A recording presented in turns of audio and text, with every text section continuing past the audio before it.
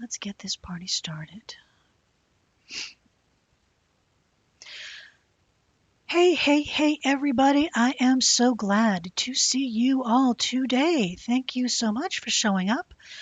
If you get a chance, drop into the chat. Let us know where you are coming in from. We've got Stacy, Trisha, Tiva, and I know we've got some more folks here.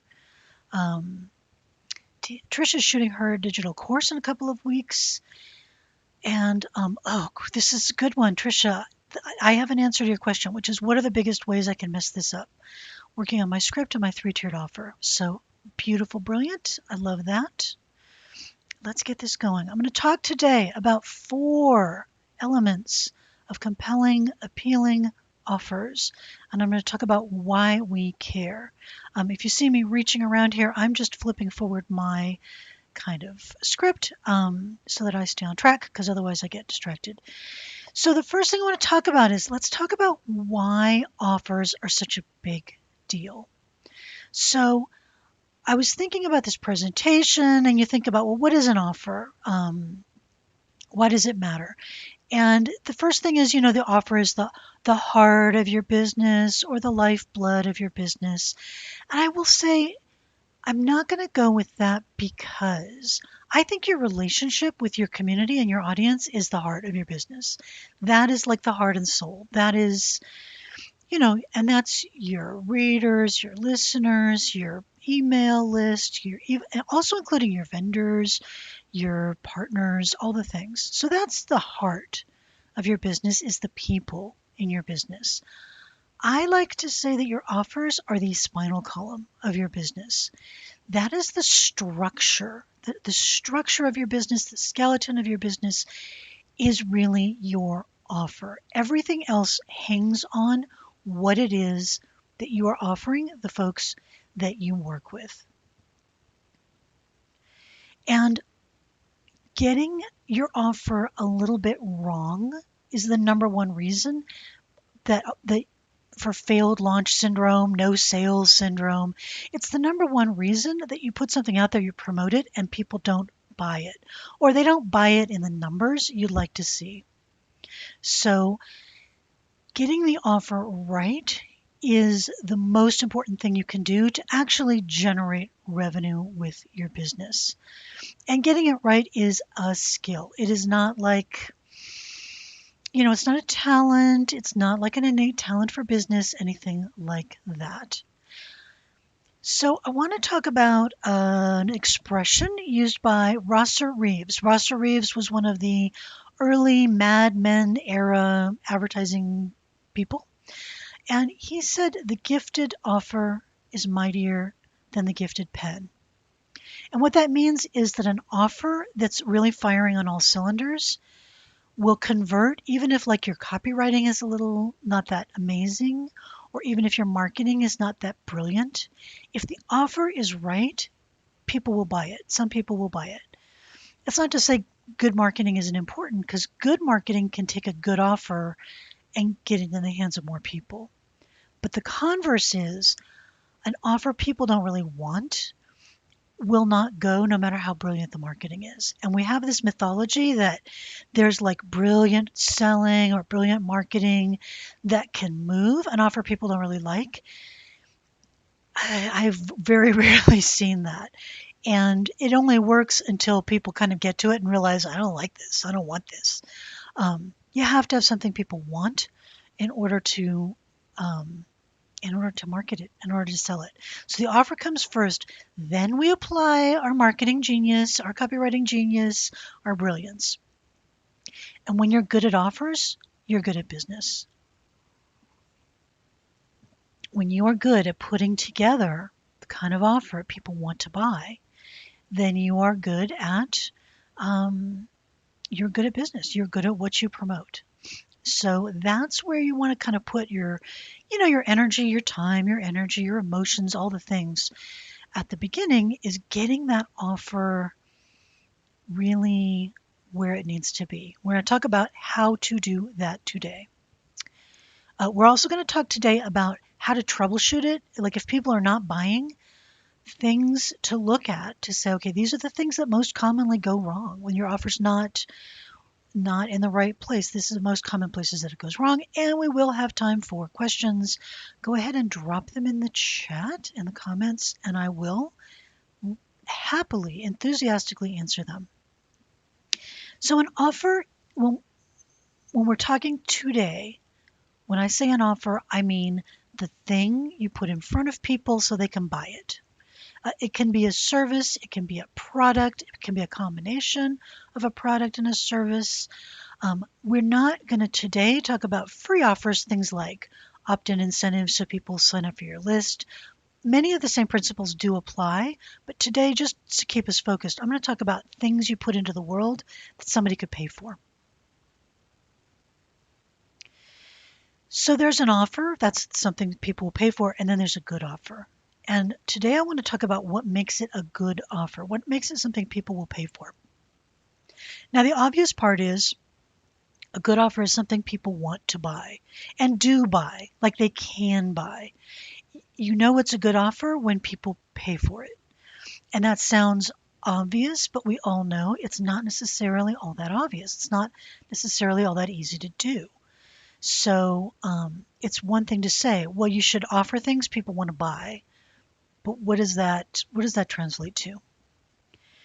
So first kind of principle I'd love for you to adopt is work on one offer at a time until it's either successful or it fails. And an offer failing, it happens. I really want you to know that. Not every offer wins. Now, if you're offering something very closely adjacent to something that you know works, it'll probably win. But even then, we can't guarantee it. So you can have a live event and translate that super successful live event into a virtual event, and it'll probably work because it's already successful, but you don't know for sure until you get it out there and see if people buy it. While you are experimenting with offers, I really want to encourage you, focus on one product or service or, experience, whatever it is, one promise that you're making, one transformational promise, and one person. Because there is nothing easier than hopping around from offer to offer, oh, well, this doesn't, I'm not sure I'm confident about this. I'm going to change the promise. I'm going to change the buyer. I'm going to change all the things. And you spend so much time switching gears that you don't really put a compelling offer into the world. So focus on one product or service, one person, one thing, one promise, and really, really put a full faith effort into it, see how it goes, and then you adjust. Now that does not mean you're going to launch, something that is going to be $10, $20, $30,000 for you to put together and then hope it works. And if it doesn't work, you go back to the drawing board. As much as you can, launch with something that's there's an expression to launch it dirty. Launch something that's smaller and see where that takes you. Launch something as an experiment, see where it takes you, see how it works, then polish it, then build it. So try not to launch too polished if you can ever help it, because usually that first dirty little launch, you'll find things you want to change. Even if it succeeds wildly, there are going to be things you're going to want to say, okay, people are a little, this could have been more awesome. This promise could have been a little tighter. So you always find things you'll tighten up. And that's just for now. One product, one promise, one person. For now, focus, really make, a concerted, real effort, and then see how it goes, get the feedback, and then you can iterate it. And you can either change gears completely or you can polish and perfect it, depending on how it went.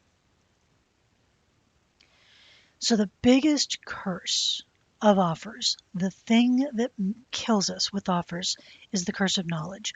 We know our topic. We know it really well. It's our bread and butter. We've been doing it maybe for 5, 10, 30 years. We know our stuff. Um, and it's so easy for us to talk right over the top of the head of our buyer, right over um, where they are today, their real problems. It's so easy to create an offer that is too advanced for the people we're attracting, or that speaks to a problem they don't even know they have. And curse of knowledge is um, you know so much about what you do that you forget what it's like to come at it from either a beginner viewpoint or, the advanced beginner, the intermediate beginner, your student. You forget what it was like to be in their shoes. So, one way you can try and shortcut your curse of knowledge is try and speak to symptoms. Speak to what's giving them a headache. You know what the root cause is. You know that, let's just take headaches as an example. You know that they have headaches because, let's say, their ergonomic setup is bad at their desk. Before you start getting into where their monitor is and their keyboard and their chair and their screen and all the rest of it, you have to talk to the headache. You have to speak to the headache. So we spend most of our time when we're talking about offers talking about the headache. And then we spend a little bit of time saying, actually, I've been carrying headaches for 30 years.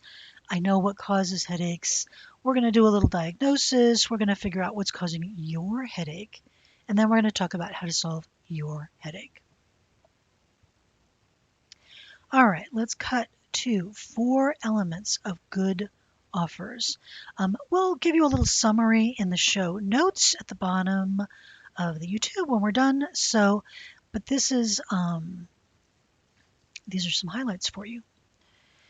So the first component of a good offer is it has to actually offer value to the person you are offering it to. I know that sounds basic, but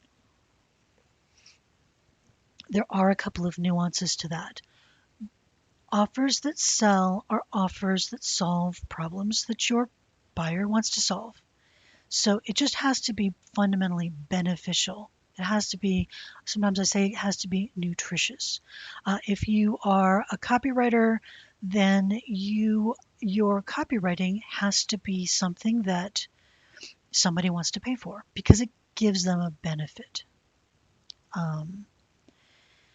So yeah, Trisha helps mid-level professionals create and deliver presentations. So mid-level professionals give presentations and they want them to go well. So they need some help, right? Delivering better presentations and drive better business outcomes.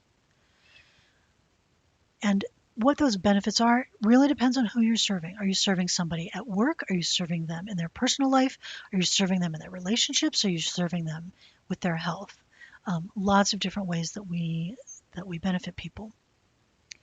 Now, the second absolutely essential element of a good offer, and some marketers put this even more important than being actually useful, is that it has to be something people want. It has to be something they enjoy. It has to be something they want to spend money on. They've got budget for it and they want to buy it. So life insurance is much harder to sell than big screen TVs, right? Perfect world, you've got your Apple and you have something that people both benefit from. It's got logical benefits. It's got the features. It's got the right chip in the laptop. It's got the right camera in the phone. It does all the things that people need to do from a pragmatic way, but it's also got that desire factor. People spend money on what they want much more readily than they do on what they need. So perfect world, you've got both. But if you had to choose what they want. We all know that people will spend money on things they want that they do not need. And a certain amount of that is good, is fine. I mean, people spend money on hobbies. People spend money on luxuries. People spend money on treats. And so if you're mostly treat and not a lot of, something they need, that can work really well. But if you are in a B2B space, if you are selling to people, if you're selling to companies, or you're selling to people in a work capacity, you want to hit both. The third component of offers, something that can really make your offer not go, even though it's good, is the timing can be off. So an offer has to be timed correctly for your person, your buyer. You can't really get away with, like, if you're an ice cream shop, if you're a frozen yogurt shop, you're not going to sell as much ice cream in the wintertime. It's just mostly people don't buy ice cream in the winter. Even in Southern California, even in places where it's not that cold in the winter, people don't have the appetite for ice cream in the winter. People don't have the appetite. If you're selling to tax professionals and you're trying to get their attention when they're in a crunch, if you're not selling Red Bull, they don't want to talk to you. It's the timing is not good for them. So your timing has to be right for your buyer. And there's individual timing, people have, and then there's sort of collective timing. So collectively, sometimes in December, organizations have budget they need to spend. They need to spend out their budget for the year so they can start fresh next year. There are organizations, if they don't spend their budget, then their budget for next year is reduced. Those organizations will be looking to buy something in December. So part of your job in creating offers is to understand that buyer, understand when is the timing good for them. And we all know, in the springtime, people start getting more interested in, looking good, right? Because they want to look good in the summertime. Maybe they want to look good in a bathing suit, or they just want to look good and feel good for their vacation. They might want to be learning a second language for a vacation. So you need to know your NYMER. You need to know your buyer to know the timing. And then the fourth is that you want it to be what I call fresh, which means if you think about a carton of milk has an expiration date. There has to be some kind of expiration date on this offer so that people act now instead of putting it off. There has to be a reason they're going to move today. And this again is a little bit overlooked sometimes. So you sort of think, well, I've got a good service, and it's useful, and it's desirable, and it's beneficial. But if they don't have a reason to move today, they may not move. So I'll give you an example for example, for like a copywriter. Something I always encourage my services people to do is keep a waiting list. And when you're talking to people, let them know my calendar's booking up. I've got like one spot available for the rest of the month, and then I'm going to need to be putting projects in for next month. So if you are on a tighter timeline, we should probably get moving, end of the week, and let's get things signed. That's a reason to move today. So the 4 elements, it's got to actually be something useful. It's got to be desirable. They've got to want to do it. Hey, Colin. It's got to have that element of being good timing for this person. Has to be on their timeline, not yours. And then there's got to be a reason for them to get moving today rather than putting it off, because we will all, and this goes double now. People put stuff off now more than they ever have. And so you've got it right when people are buying. You've got it right when you are selling as many of this offer as you can reasonably produce. When there's a line out the door, you've got the offer right. So let's talk a little bit about troubleshooting it when it's not right.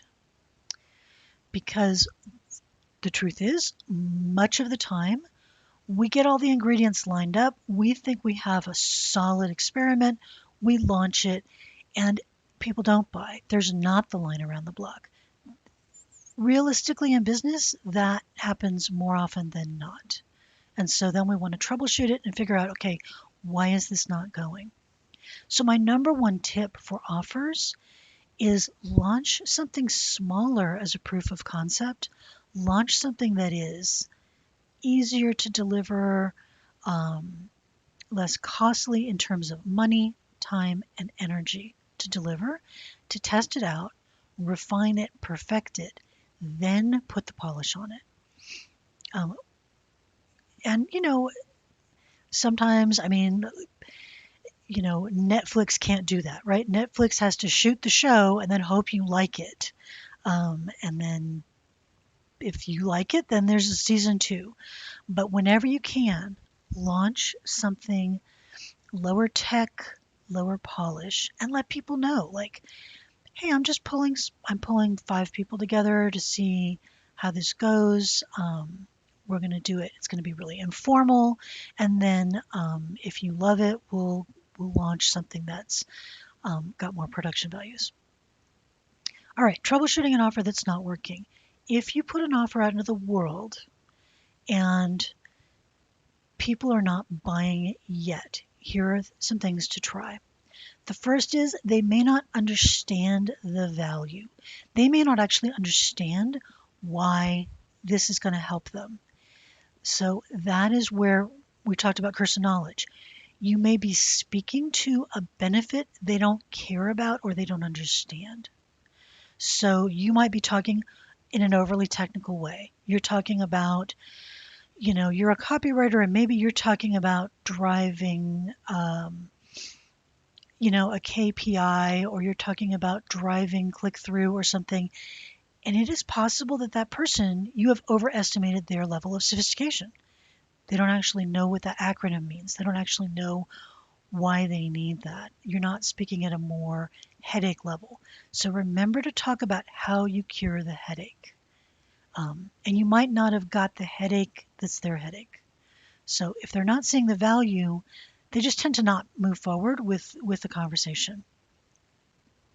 You want to really translate things to what is it they're going to be able to be that they aren't today. What can they have they don't have today? What can they do that they're not able to do today? How are they going to be able to feel that they don't feel today? Are they going to be able to feel more confident? Are they going to be able to feel more professional? Are they going to be able to feel more? Confidence is often a really big one. So speak to the transformation that your offer um, empowers. And if nobody's picking it up, it's possible that that's not a transformation they want, and you want to experiment a little. That's when we talk about one promise, that's the promise. The promise is you're going to be able to be a more confident presenter. You're going to be able to look smarter and sharper as a presenter. You're going to be able to drive more profits from your ad revenue with this copy. So in my business, we talk about a lot of people talk about the high ticket offer. So maybe it's a $10,000 retreat or something like that. It's something that has a high price tag. I love a high price tag, but I focus on the high value. What is the value? What is the transformation that you create for your person? Really become obsessed with that high value, and then you can put a high ticket if the value is there, right? Houses cost more than cars. They are more valuable. Um, Armani suits cost more than the Gap. They're better made. They make a better first impression. They create more confidence in the wearer. They convey um, status and affluence and all the things. So focusing on value. Now, the second place to troubleshoot, if you really feel like, no, I know my buyer values this.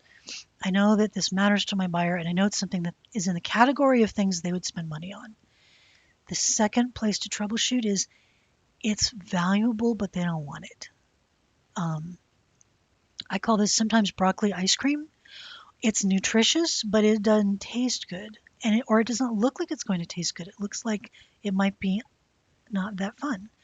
So it looks like too much work. It looks like too much, it looks too hard. It doesn't look like it's going to be fun. It doesn't look like it's going to be from a services standpoint. They don't they think, well, maybe you're not going to be very fun to work with. And that is, I've hired a million copywriters. I mean, not a million. I've hired a lot of copywriters. And if I've got two people and they both have a good portfolio, okay, you both are capable writers, I'm going to go with the one who seems like they're going to be more fun to work with um, every time. So it has to be appealing and fun and enjoyable as well as being useful. And we've all seen, I think, in the work environment where the person who's easy to get along with, their career takes off much faster than the person who's incredibly diligent and hits all their deadlines. So making it fun and enjoyable, um, yeah, you have to do the table stakes. Your thing has to be good. And that's why I put that first. I don't want you to try and be marketing something that isn't good, that doesn't give good value. But at the end of the day, people buy more on desire than they do on utility and usefulness. Make sure your offer sounds like it's going to be something people want to do. Um, you're good to work with. Your product is fun. Maybe, if you have a course, it's going to be broken into bite-sized pieces that are going to be manageable. You're going to get fast results. You're going to get tangible results. Make sure you are speaking to the thing they want and then delivering the thing they want and the thing they need. Now, sometimes people, it is possible, it is absolutely possible to sell something that requires a lot of hard work because sometimes people do want to work hard. I mean, otherwise CrossFit wouldn't work, right? I'm not saying never talk about the hard work. If your buyer is up for it and they're up for the challenge, talk about the challenge. Talk about the excitement of the challenge. So it's not that you're never going to say, this is going to be hard, but you have to know that buyer and what they want. Thank you, Tricia. I'm glad you're digging it. Okay, third thing that goes wrong is the timing is off. Look and see, are you trying to sell ice cream in January? I actually have a friend who was a consultant to a very large frozen dessert chain. And she, she's very smart. She understands that kind of business.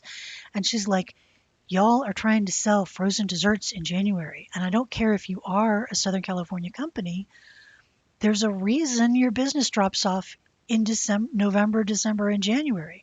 Why don't you offer like hot chocolate and cookies in the winter? And they did not take her advice. They hired two or three more business consultants, and finally they listened to somebody and they started offering cookies in December and they started doing business in December. You have to offer something that's timed properly for your person, and you can adapt your offer seasonally. So again, if you're selling to tax professionals, um, give them quick relief in their crunch season, and that depends on what country you're in and the tax deadlines for your jurisdiction.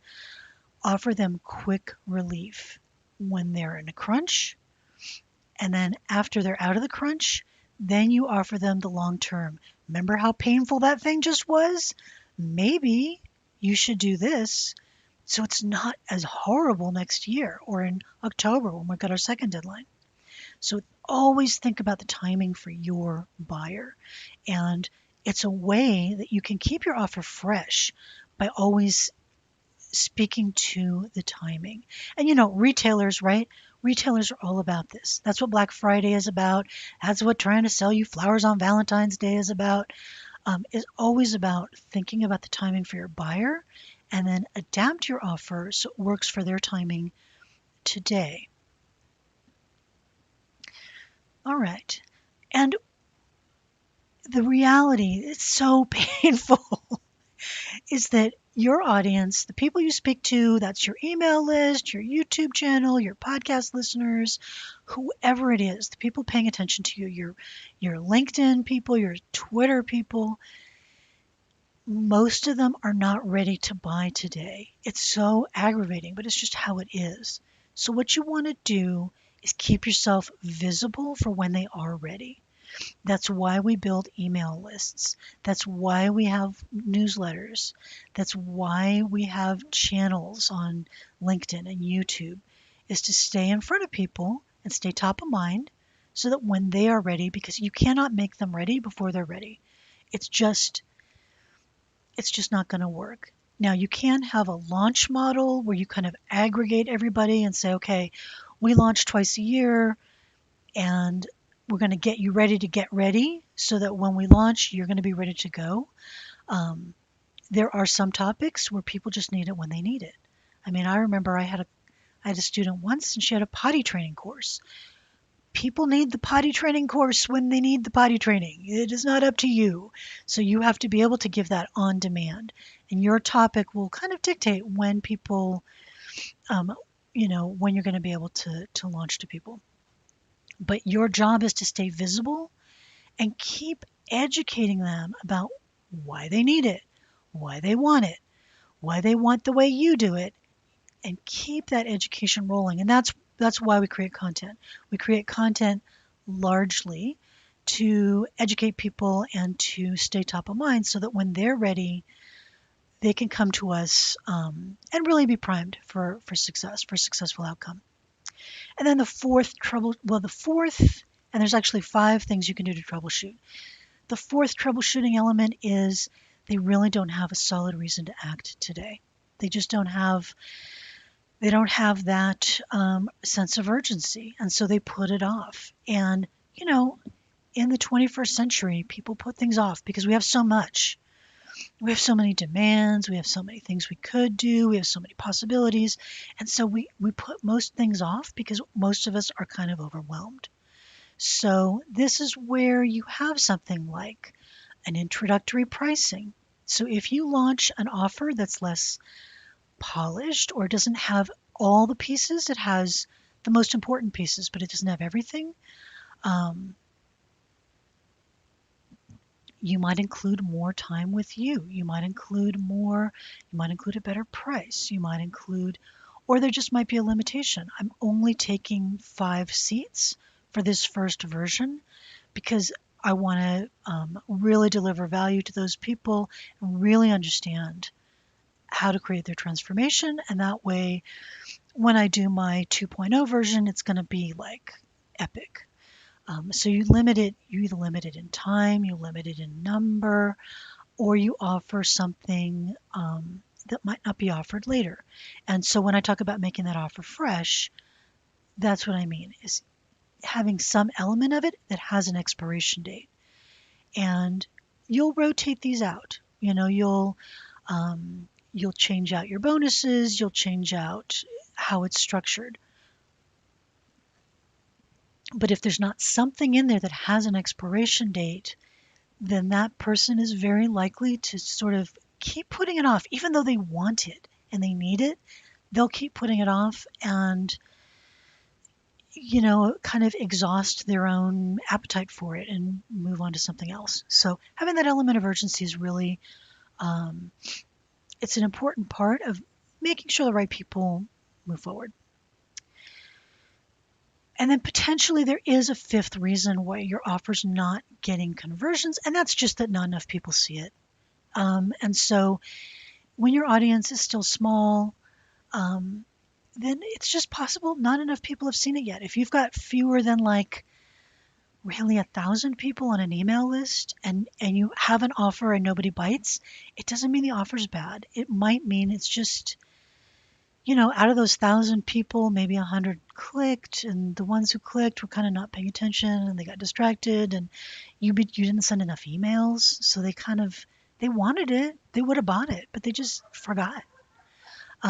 So your visibility is a number 5 reason that you might troubleshoot. And if your list is still small or small-ish, um, you may be in a time in your business where you are going to be doing more one-on-one outreach. You are going to be emailing more people. You are going to be hitting more people on LinkedIn and saying, um, I really kind of think this might be a great fit for you. Not in a high pressure way, but just in a like, I think I think this would be great for you. And the other thing is reaching out to your network and saying, I have this thing I'm putting together. Um, if you know anybody you think would be a great fit, I would love it if you pass this information along and just send them to a simple one pager on your website or a Google Doc. I mean, it can be very, very low key. Yeah, Trisha has a really good question. So let me,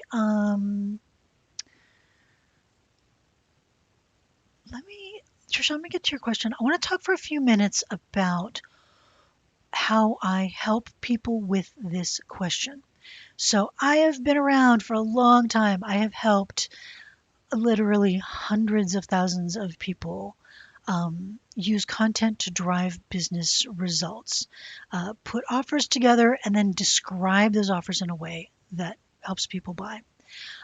Right now, my thing that I do is I work with, I have a program called the Offer Accelerator. I know some of you have seen that, some of you have not seen that. And the Offer Accelerator is a program designed to work with you very closely one on one to get this right because the devil is 100% in the details. Um, so we work together for 6 months. My goal is to get you to where you are creating $10 to $20,000 US a month consistently without a lot of blood, sweat, and tears.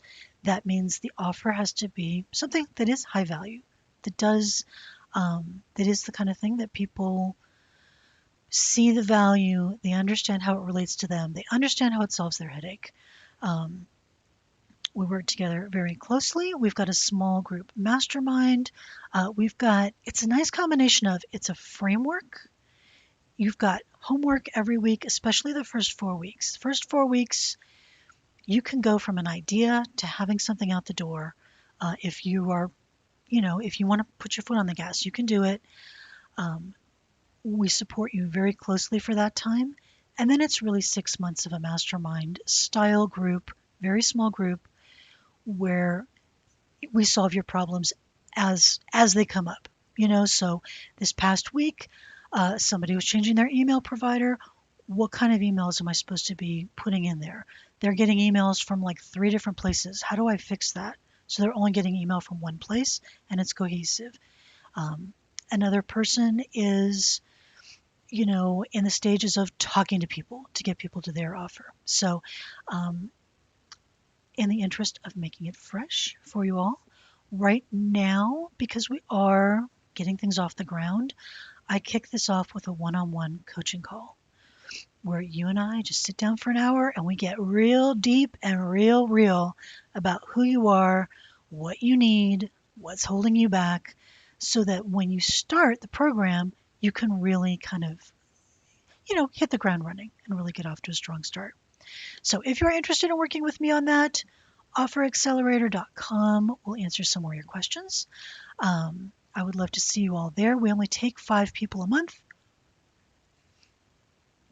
And it is not for beginners. It's for people who, you have something of higher value to sell, and you have the ability to get it in front of people.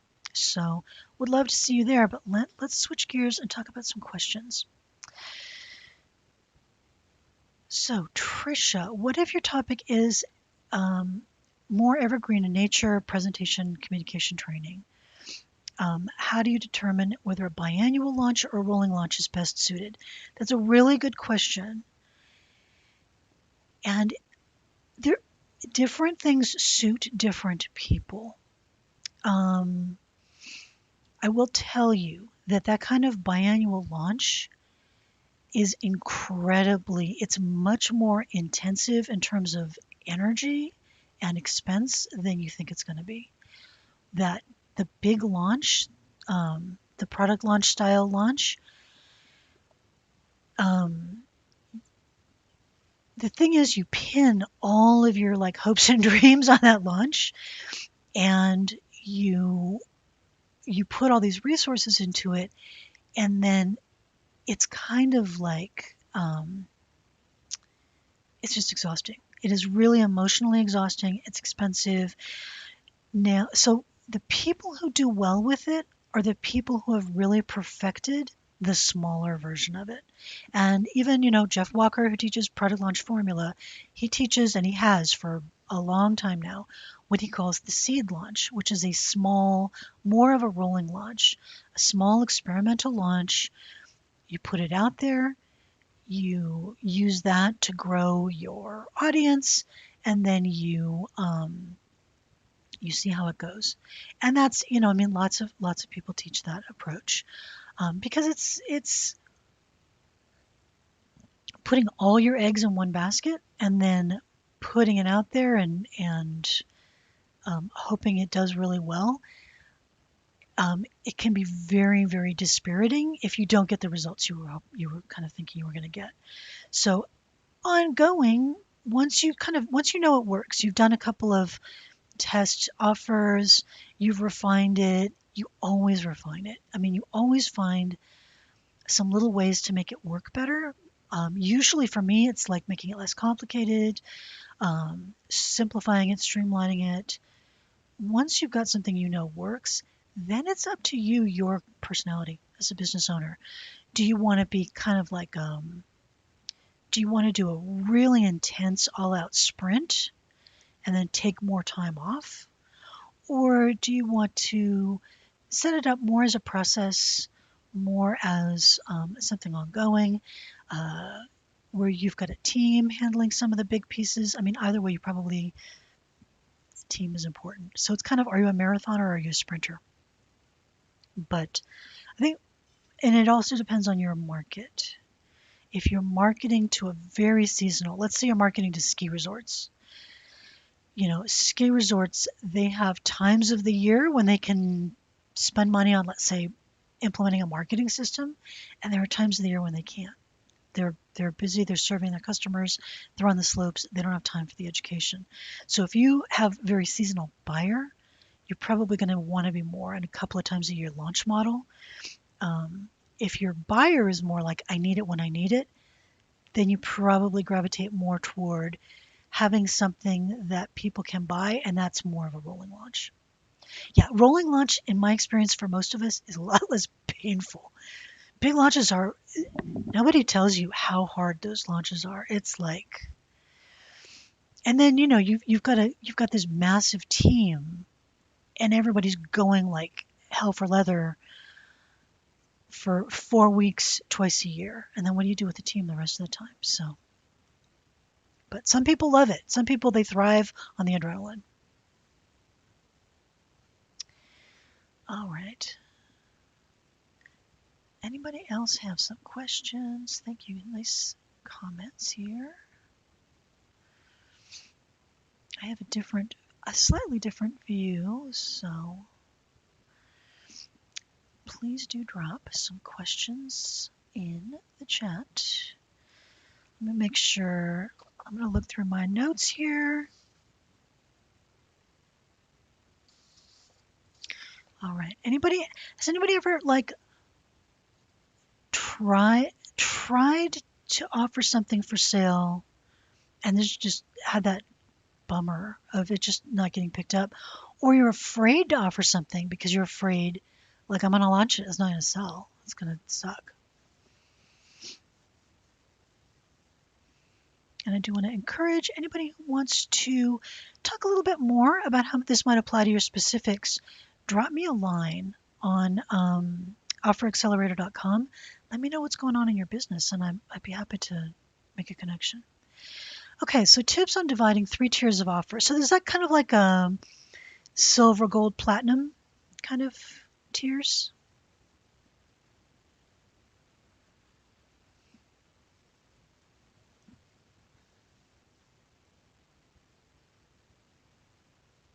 I'm going to assume it is. There's a delay too between my speech and when you can hear me. So assuming that it is, but drop in the chat if I've got that wrong.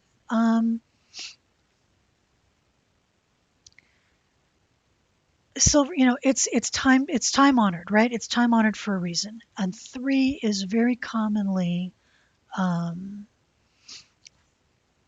it's a very common collection of tiers. I would be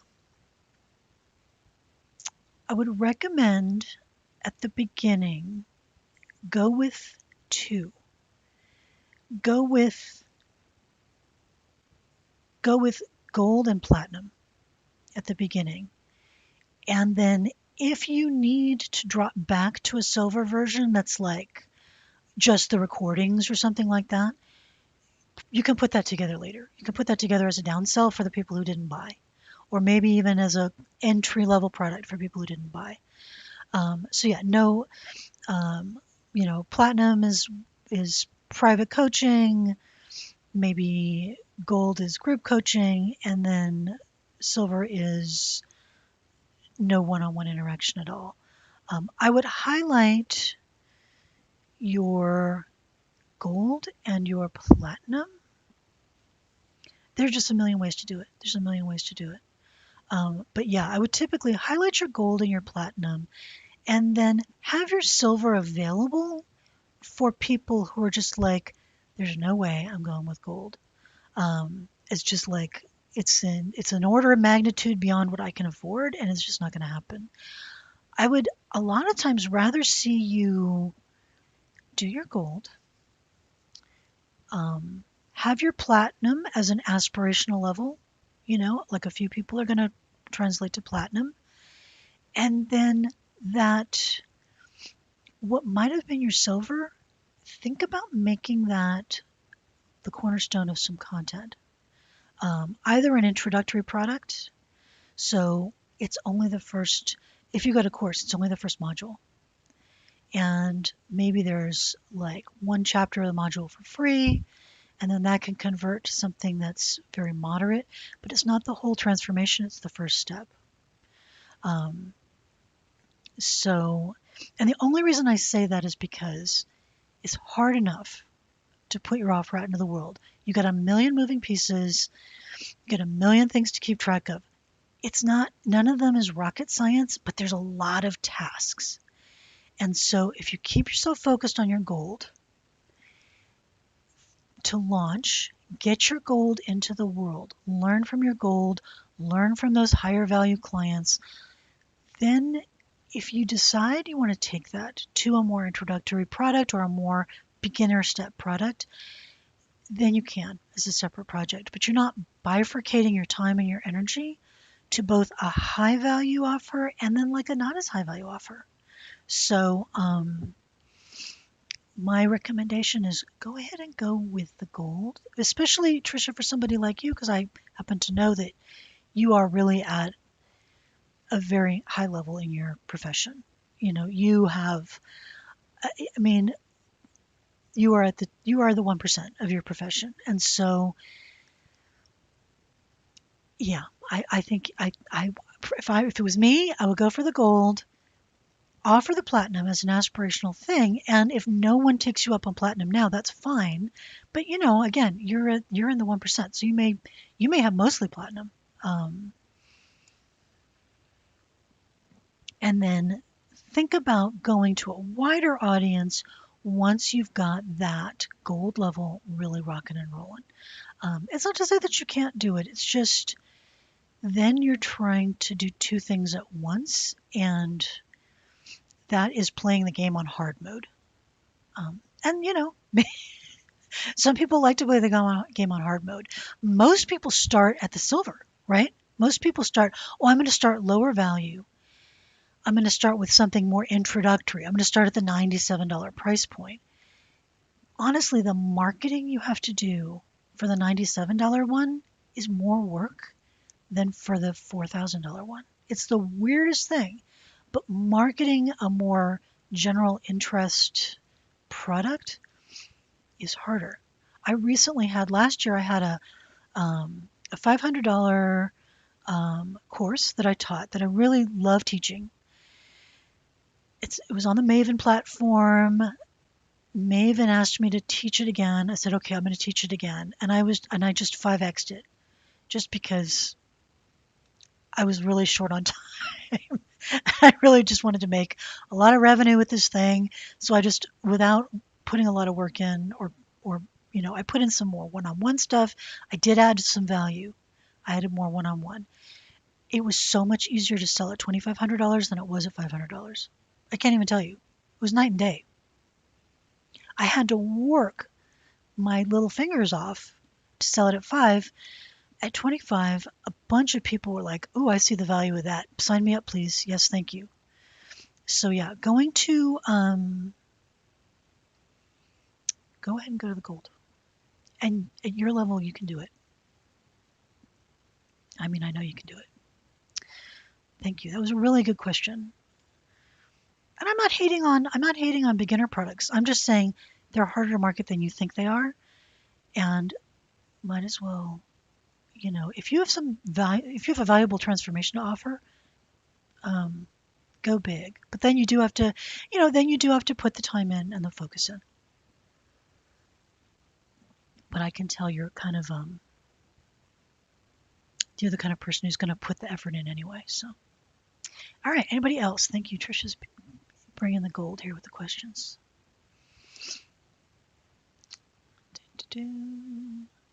Anybody have something you'd like to offer, but you're nervous. You haven't been able to do it. And what's holding you back? I'd love to know.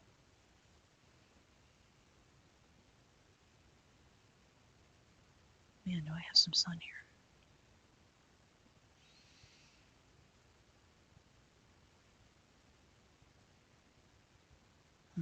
Mm-hmm.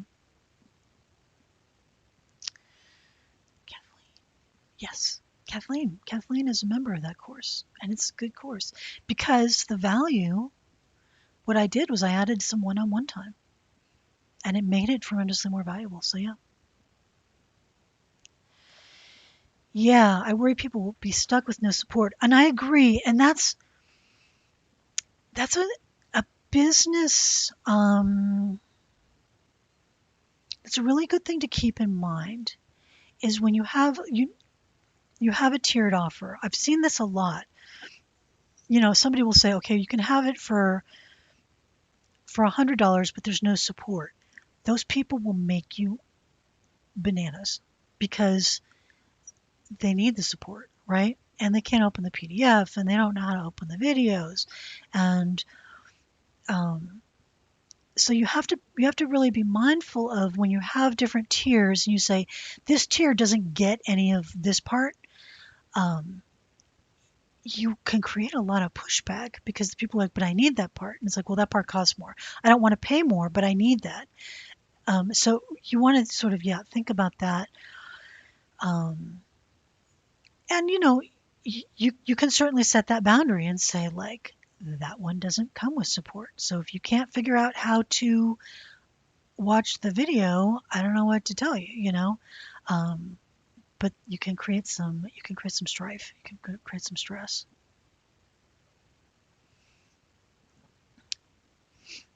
So yeah, I think you're right to worry that people will be stuck without the support component. And always too, especially when we have digital products and services, you you can always offer that lower tier once the higher tier is launched. If you decide you want to, you can always launch that. We always have that freedom. It's one of the great things about being owners. We always have the freedom I can launch that down the line. But keeping yourself focused is, I would say, one of the hardest things we do. I mentioned this on LinkedIn a couple of weeks ago. As business owners, as founders, very much as coaches, we're and people. We want to say yes. We say yes to a lot of things. I want to do this and I want to do that. When people are buying a product or a service, their or hat is on. They are narrowing their options to the thing that solves the headache. So be mindful of that you want to add things in. You want to add in features, you want to add in options, you want to give people more choices. But when people are making a purchasing decision, more choices just kind of spins them into more decision fatigue. So I love I am a major and person myself. I love I always want to add things in. But I have to remember myself, having fewer options that are maybe more valuable just helps people make the decision that's going to get them where they want. People cannot solve their problem one $17 ebook at a time and one $97 course at a time. They're just band-aids. Those, and there's a place in the world for band-aids, but I would always, challenge folks to solve the more painful problem at a higher value level, and then take what you learn from that. And if you decide there's a lower cost option you can put that out. Put that out, give that its own time and space, is my general rule of thumb. And in business, there's always more than one way. There's always more than one way. So I don't like gurus to tell you have to do it this way or you're going to fail. I think that's total baloney. But I have seen a lot of things. So I have seen what is more painful and less painful. All right, I'm going to give us a moment here for a last minute question. I love, and it's so good to see you all here. I don't see who's here as readily as I do, like on Zoom, but it's great to see Kathleen. All right, I'm going to call this a win. Please do drop. We will have this appear on YouTube. Go ahead and just drop a question. And if you have a question we didn't get to, there will be a recording. It takes a little while to get everything processed and get that long kind of 10 minutes of silence cut off. But it will show up at the same place, same bat time, same bat channel. I am Sonia Simone. If you want to let me know what's going on in your business, bop over to offeraccelerator.com. Let me know what you're thinking about. Let me know what you'd like to solve. Would love to hear more about it. And thank you all so much for your time and your attention and your great questions. All right, all. Thank you. Take care. See you soon. Stay fierce. I'll catch you next time.